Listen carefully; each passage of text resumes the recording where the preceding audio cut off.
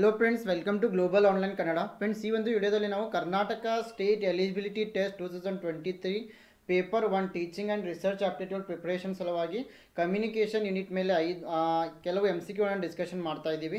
So ನೀವೇನಾದರೂ Karnataka ಸೆಟ್ಗಾಗಿ prepare ಮಾಡ್ತಾ ಇದ್ದರೆ ಪೇಪರ್ 1ನಲ್ಲಿ ಕಮ್ಯುನಿಕೇಷನ್ ಯೂನಿಟ್ನಿಂದ 5 ಪ್ರಶ್ನೆಗಳು ನಿಮಗೆ ಬರ್ತವೆ. 5 ಪ್ರಶ್ನೆಗಳಿಗೆ 10 ಅಂಕಗಳನ್ನು ಇಲ್ಲಿ ನಿಗದಿ ಮಾಡಲಾಗಿರುತ್ತದೆ. ಸೊ ಈ ಒಂದು ವಿಡಿಯೋನ ನೋಡಿದರೆ ನಿಮಗೆ ಒಂದು ಐಡಿಯಾ ಬರ್ತಾ ಇದೆ ಯಾವ ರೀತಿ ಪ್ರಶ್ನೆಗಳನ್ನು ಬಿಡಿಸ್ಬೇಕಂತ ಹೇಳಿ.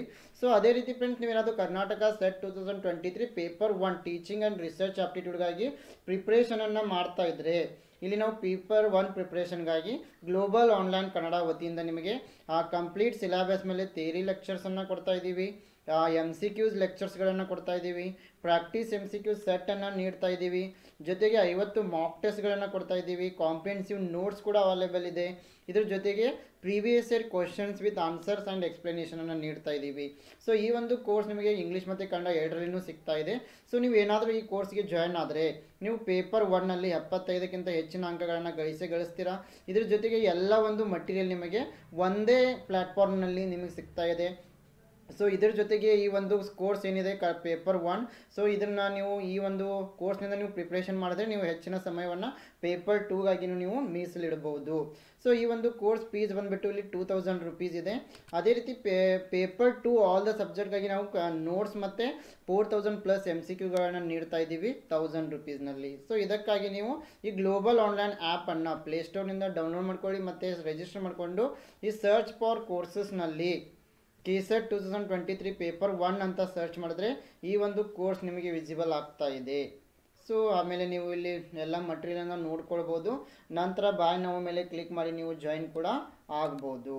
ಸೊ ನಾವು let us move to the questions. Here the first question is communication will be effective if it is option A delivered slowly and clearly, option B delivered using appropriate media, option C received are intended by the sender, option D received immediately. So ಯಾವಾಗ ಈ ಒಂದು ಸಂವಹನ ಕಾರ್ಯ ಪರಿಣಾಮಕಾರಿ ಆಗ್ತಾ ಇದೆ?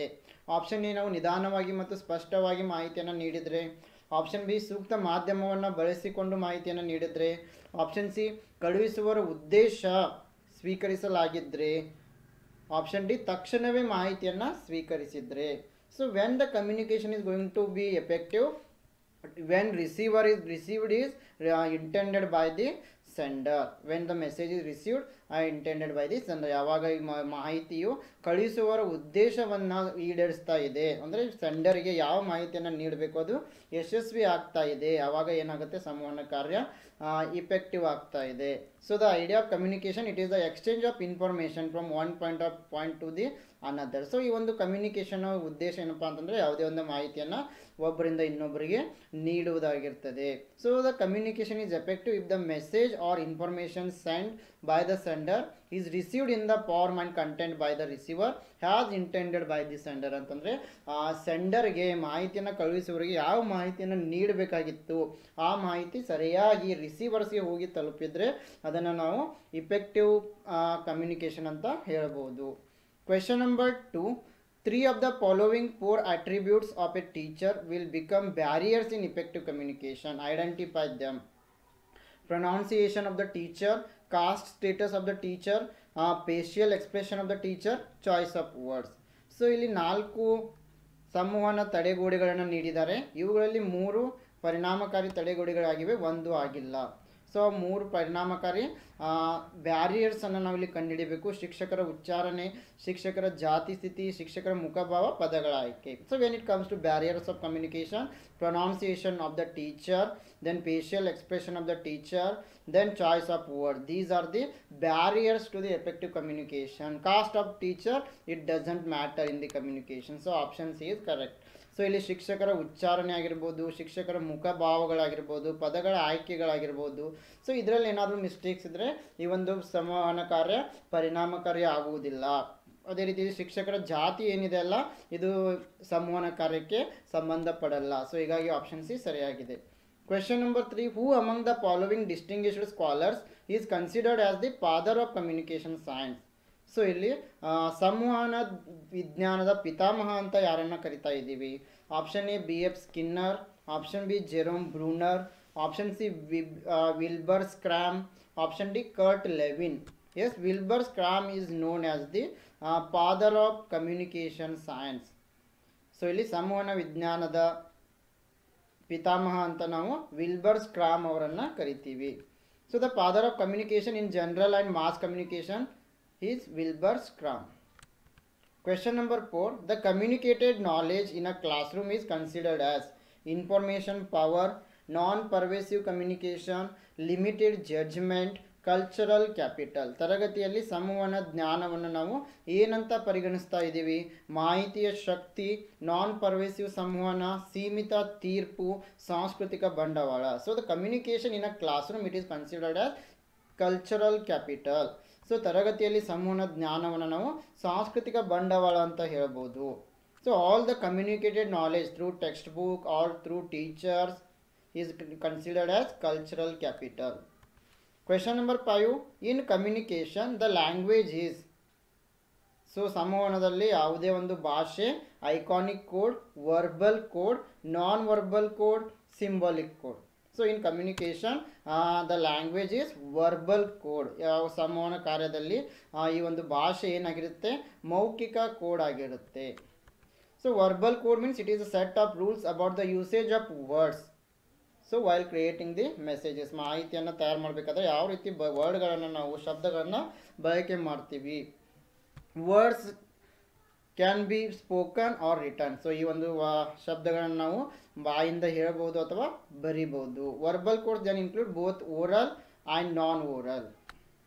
Question number 6. What is context in the communication? Option A, effective communication. Option B, verbal and non-verbal responses to messages. Option C, a physical and psychological environment for conversation. Option D, an interference with the reception.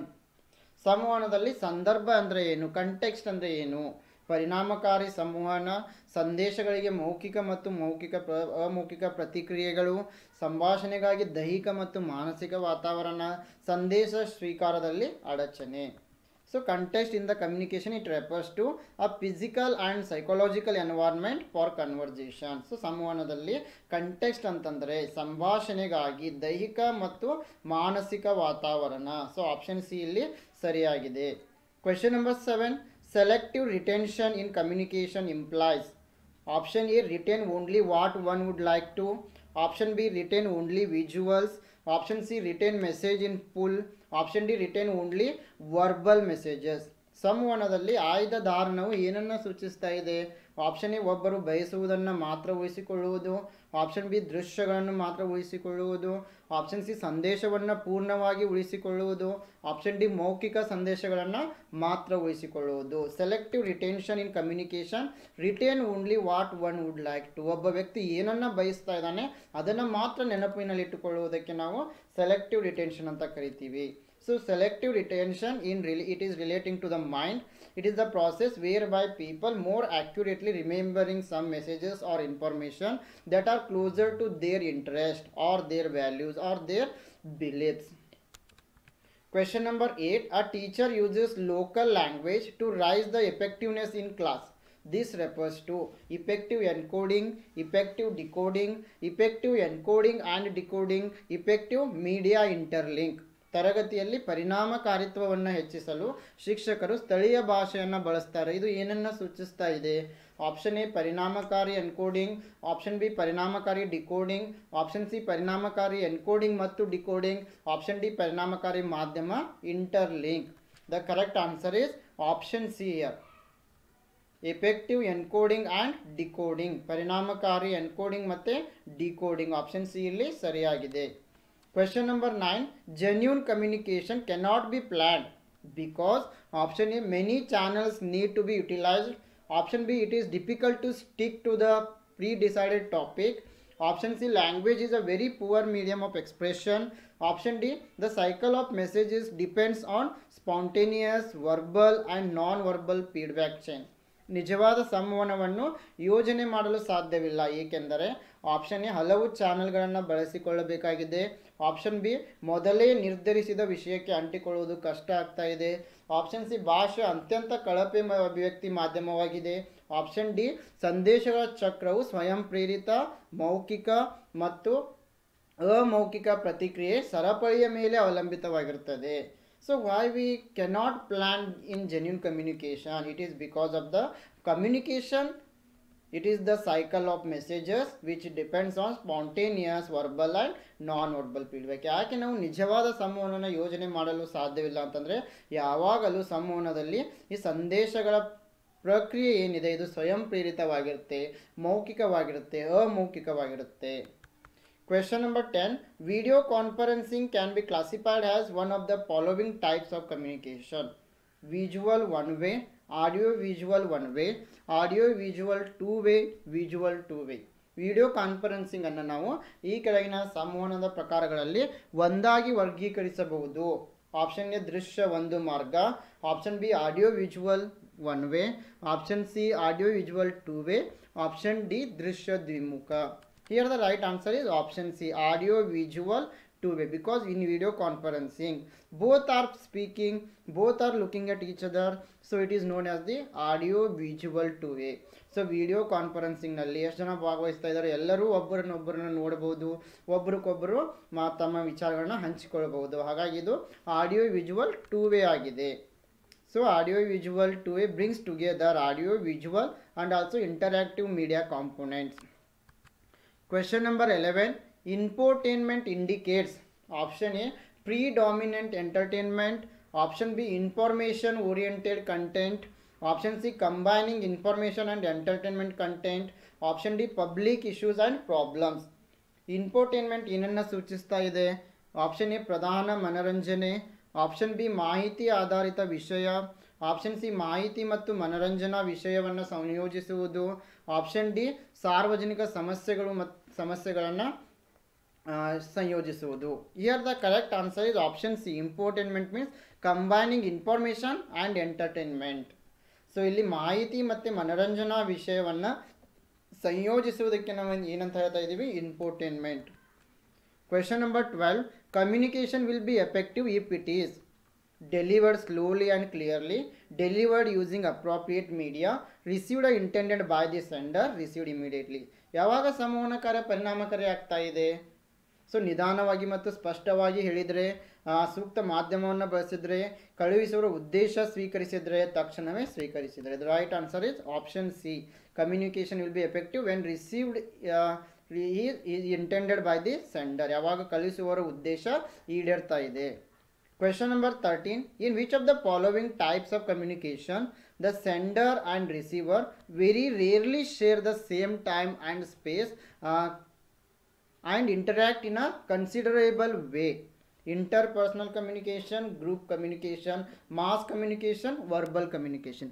ಈ ಕೆಳಗಿನ ಯಾವ ರೀತಿಯ ಸಂವಹನದಲ್ಲಿ ಕಳುಹಿಸುವವರು ಮತ್ತು ಸ್ವೀಕರಿಸುವವರು ಬಹಳ ಅಪರೂಪವಾಗಿ ಒಂದೇ ಸಮಯ ಮತ್ತು ಸ್ಥಳದ ನಿರಂತರತೆಯನ್ನು ಹಂಚಿಕೊಳ್ತಾ ಇದ್ದಾರೆ ಮತ್ತು ಗಣನೀಯ ರೀತಿಯಲ್ಲಿ ಸಂವಹನವನ್ನು ನಡೆಸ್ತಾ ಇದ್ದಾರೆ? ಆಪ್ಷನ್ ಎ ಪರಸ್ಪರ ಸಂವಹನ, ಆಪ್ಷನ್ ಬಿ ಗುಂಪು ಸಂವಹನ, ಆಪ್ಷನ್ ಸಿ ಸಮೂಹ ಸಂವಹನ, ಆಪ್ಷನ್ ಡಿ ಮೌಖಿಕ ಸಂವಹನ. The correct answer for this question is option C, mass communication, ಸಮೂಹ ಸಂವಹನ. Mass communication, it is the process of imparting and exchanging information through mass media to large population segments. It utilizes various forms of media as technology has made dissemination of information more efficient.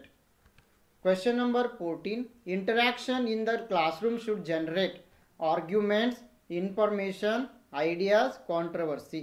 ತರಗತಿಯಲ್ಲಿ ಸಂವಹನ ಕಾರ್ಯ ಏನನ್ನು ಉತ್ಪತ್ತಿ ಮಾಡ್ತಾ ಇದೆ? ವಾದಗಳು, ಮಾಹಿತಿ, ಕಲ್ಪನೆಗಳು, ವಿವಾದ. The correct answer is option C, interaction in the class room should generate idea. ತರಗತಿಯಲ್ಲಿ ಪರಸ್ಪರ ಸಂವಹನ ಕಾರ್ಯ ಕಲ್ಪನೆಗಳನ್ನು, ಹೊಸ ಹೊಸ ಐಡಿಯಾಗಳನ್ನು ಉತ್ಪತ್ತಿ ಮಾಡ್ತಾ ಇದೆ. Question number 15. A strategy that is integrated into communication for development is religious lecture, propaganda, social marketing, rural publicity. ಅಭಿವೃದ್ಧಿಗಾಗಿ ಸಂವಹನದಲ್ಲಿ ಸಂಯೋಜಿಸಲ್ಪಟ್ಟ ತಂತ್ರ, ಧಾರ್ಮಿಕ ಉಪನ್ಯಾಸ, ಪ್ರಚಾರ, ಸಾಮಾಜಿಕ ಮಾರ್ಕೆಟಿಂಗ್, ಗ್ರಾಮೀಣ ಪ್ರಚಾರ. Yes, here the correct answer is option C, social marketing. ಸಾಮಾಜಿಕ ಮಾರ್ಕೆಟಿಂಗ್ ಏನಿದೆ ಇಲ್ಲಿ ಸರಿಯಾಗಿದೆ. Question number 16. In the digital era, there is a fear that classroom communication may result in passive adaptation, quick adaptation, stimulation, over stimulation. Digital ಯುಗದಲ್ಲಿ ತರಗತಿಯ ಸಮೂಹವನ್ನು ಯಾವುದಕ್ಕೆ ಕಾರಣವಾಗ್ತಾ ಇದೆ ಎಂಬ ಭಯವಿದೆ. ನಿಷ್ಕ್ರಿಯ ರೂಪಾಂತರ, ತ್ವರಿತ ಹೊಂದಾಣಿಕೆ, ಪ್ರಚೋದನೆ, ಅತಿಯಾದ ಪ್ರಚೋದನೆ. The right answer is option D, over stimulation, ಅತಿಯಾದ ಪ್ರಚೋದನೆ. Question number 17.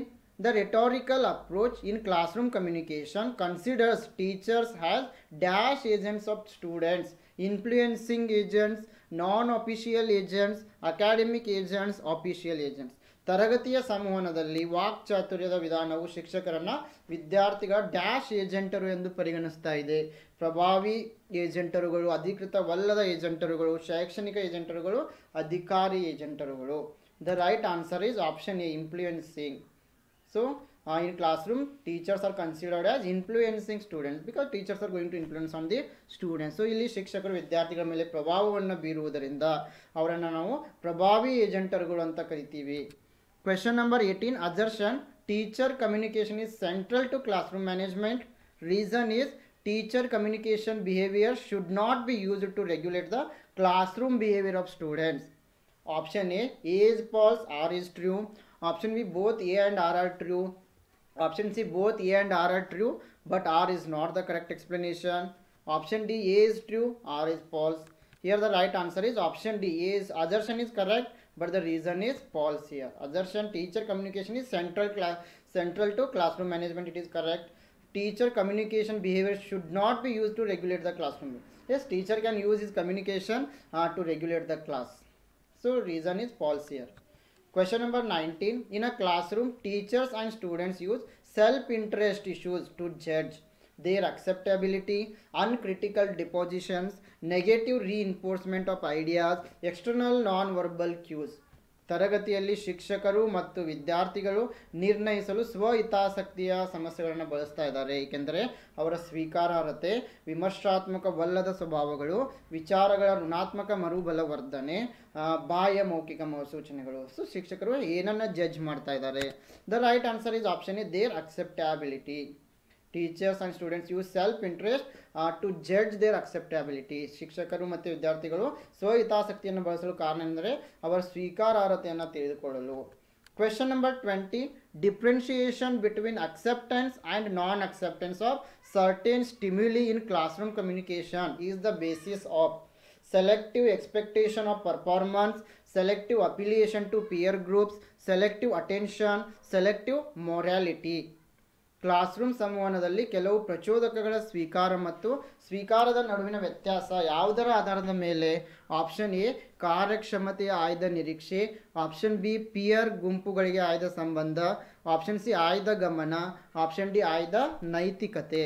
The right answer is option C, selective attention, ಆಯ್ದ ಗಮನ. Question number 21. Positive classroom communication leads to option A, coercion. Option B, confrontation. Option C, submission. Option D, persuasion. ಧನಾತ್ಮಕ ತರಗತಿಯ ಸಂವಹನವು ಯಾವುದಕ್ಕೆ ಕಾರಣವಾಗ್ತಾ ಇದೆ? ಬಲವಂತ, ಮುಖಾಮುಖಿ, ಸಲ್ಲಿಕೆ, ಮನವೊಲಿಕೆ. The right answer is option d, persuasion, ಮನವೊಲಿಸುವುದು. Question number 22. Every type of communication is affected by reception, transmission, non regulation, context. ಪ್ರತಿಯೊಂದು ರೀತಿಯ ಸಂವಹನವು ಯಾವುದರ ಮೇಲೆ ಪರಿಣಾಮ ಬೀರ್ತಾ ಇದೆ? ಸ್ವಾಗತ, ಪ್ರಸರಣ, ಅನಿಯಂತ್ರಿತ ಸಂದರ್ಭ. The correct answer is option D, context. Question number 23. Which of the following is not a correct statement in the context of communication? Option A, non-verbal communication predates verbal. Option B, non-verbal messages are culture and context independent. Option C, non-verbal clues may complement as well as contradict verbal messages. Option D, non-verbal capacities are more innate in use than verbal. ಈ ಕೆಳಗಿನವುಗಳಲ್ಲಿ ಯಾವುದು ಸಂವಹನ ಸಂದರ್ಭದಲ್ಲಿ ಸರಿಯಾದ ಹೇಳಿಕೆ ಆಗಿಲ್ಲ? ಅಮೌಖಿಕ ಸಂವಹನ ಮೌಖಿಕ ಸಂವಹನಕ್ಕಿಂತಲೂ ಮುಂಚಿತವಾಗಿರುತ್ತದೆ. ಮೌಖಿಕ ಸಂದೇಶಗಳು ಸಂಸ್ಕೃತಿ ಮತ್ತು ಸಂದರ್ಭ ಸ್ವತಂತ್ರವಾಗಿರ್ತವೆ. ಮೌಖಿಕ ಸುಳಿವುಗಳು, ಅಭಿನಂದನೆಗಳು ಮತ್ತು ಮೌಖಿಕ ಸಂದೇಶಗಳನ್ನು ವಿರೋಧಿಸಬಹುದು. ಮೌಖಿಕ ಸಾಮರ್ಥ್ಯಗಳಿಗಿಂತ ಅಮೌಖಿಕ ಸಾಮರ್ಥ್ಯಗಳಿಗೆ ಹೆಚ್ಚು ಜನ್ಮಜಾತವಾಗಿವೆ. The right answer is option b, is not correct. Non verbal messages are culture and context independent. ಅಮೌಖಿಕ ಸಂದೇಶಗಳು ಸಂಸ್ಕೃತಿ ಮತ್ತು ಸಂದರ್ಭ ಸ್ವತಂತ್ರವಾಗಿರುತ್ತವೆ. ಇದರಲ್ಲಿ ತಪ್ಪಾಗಿದೆ. Question number 24. The categorization of human communication into intrapersonal, interpersonal, group and mass communication is mainly based on the criteria of technical medium involved in communication, nature of messages exchanged in communication, number of participants involved in communication, effectiveness of communication. ಮಾನವ ಸಂವಹನ ವ್ಯಕ್ತಿಗತ ಪರಸ್ಪರ ಗುಂಪು ಸಮೂಹ ಸಂವಹನ ಎಂದು ವರ್ಗೀಕರಿಸುವುದು ಯಾವುದರ ಆಧಾರದ ಮೇಲೆ? ಆಪ್ಷನ್ ಎ ಸಂವಹನದಲ್ಲಿ ಒಳಗೊಂಡಿರುವ ತಾಂತ್ರಿಕ ಮಾಧ್ಯಮ, ಆಪ್ಷನ್ ಬಿ ಸಂವಹನದಲ್ಲಿ ವಿನಿಮಯವಾಗುವ ಸಂದೇಶಗಳ ಸ್ವರೂಪ, ಆಪ್ಷನ್ ಸಿ ಸಂವಹನದಲ್ಲಿ ಭಾಗವಹಿಸುವವರ ಸಂಖ್ಯೆ, ಆಪ್ಷನ್ ಡಿ ಸಂವಹನದ ಪರಿಣಾಮಕಾರಿತ್ವ. The correct answer is option C, number of participants involved in communication.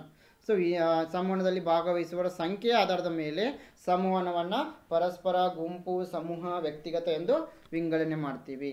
Question number 25. Identify the correct pair from the following. ಕೆಳಗಿನಲ್ಲಿ ಸರಿಯಾದ ಜೋಡಿಯನ್ನು ಗುರುತಿಸಬೇಕು. The right answer is option A. Teaching in classroom, it is known as the group communication. It is correct statement. ತರಗತಿಯಲ್ಲಿನ ಬೋಧನೆಯನ್ನು ನಾವು ಗುಂಪು ಸಂವಹನ ಅಂತ ಕರಿತೀವಿ. ಇದು ಸರಿಯಾಗಿದೆ.